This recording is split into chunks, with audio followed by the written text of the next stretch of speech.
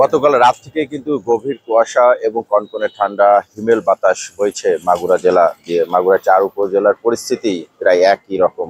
তবে মাগুরা সদরে শহর এলাকায় যে পরিস্থিতি দাঁড়িয়েছে, যে এখানে জনজীবনে নানা রকম ভোগান্তি নেমে এসেছে।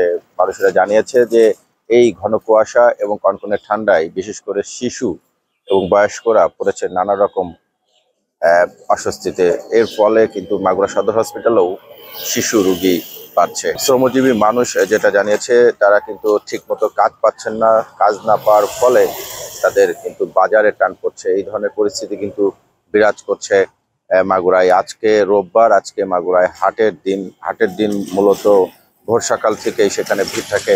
যারা মূলত দিন দিনমজুরি, এই দিনমজুরিদের কিন্তু খুব একটা দেখা যায়নি। তবে যাদেরকে পাওয়া গেছে তাদের কাছ থেকে যেটা জানতে পেরেছি যে গত কয়েকদিন শৈত্যপ্রবাহ এবং ঘন ঘন কুয়াশার জন্য খুব একটা কাজ তারা পাচ্ছেন না, যার ফলে অনেকেই আজকে সেখানে আসেননি। এবং সড়কের অবস্থা দেখছেন, সড়ক কিন্তু সকাল থেকেই, অর্থাৎ ভোর সকাল থেকেই ফাঁকা। বেলা যত বাড়ছে কিন্তু মানুষকে তেমন একটা দেখা যাচ্ছে না। একমাত্র যাদের কাজ রয়েছে, অর্থাৎ বিভিন্ন কর্মজীবী মানুষ, তারা কিন্তু ঘর থেকে বের হয়েছেন। এছাড়া আহ, দোকানপাট কিন্তু এখনো খুলতে শুরু করেনি। ইতিমধ্যে কিন্তু আমি যেখানে দাঁড়িয়ে আছি, এটা মাগুরা শহরের পুরাতন বাজার এলাকায়। এখানে কিন্তু সকাল 7টা থেকে দোকানপাট খোলা থাকে।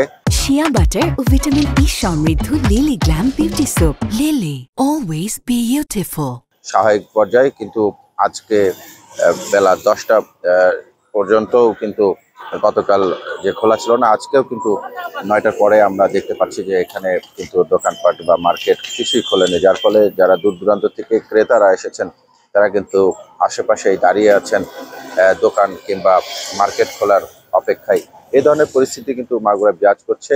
আর একটা জিনিস, যে এখানে বেশিরভাগ যে যানবাহন ঢাকা মাগুরা যে মহাসড়ক রয়েছে এবং মাগুরা টু খুলনা যশোর যে মহাসড়ক রয়েছে, সেখানে কিন্তু যানবাহন লাইট জ্বালিয়ে, কিন্তু হেডলাইট জ্বালিয়ে চলতে দেখা গিয়েছে। সে সাথে সাধারণ মানুষ কিন্তু খুব একটা সড়কে বের হচ্ছে না গত কয়েকদিন ধরে। আজকের পরিস্থিতিও তাই। খুব একটা সকাল বেলা বাড়ার সাথে সাথে আমরা দেখতে পাই যে এই ঘন কুয়াশার ভিতরে অনেকেই কাজ ছাড়া বের হচ্ছে না। তো এই ছিল মাগুরার সর্বশেষ পরিস্থিতি।